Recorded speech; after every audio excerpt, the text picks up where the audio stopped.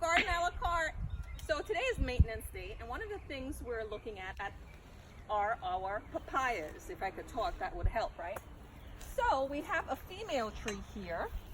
You can see up top, the flowers are very close to the papaya tree, and the fruits coming in.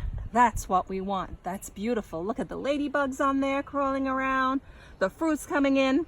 However, if you look at the tree next to it, this is a male tree. The flowers look a little different.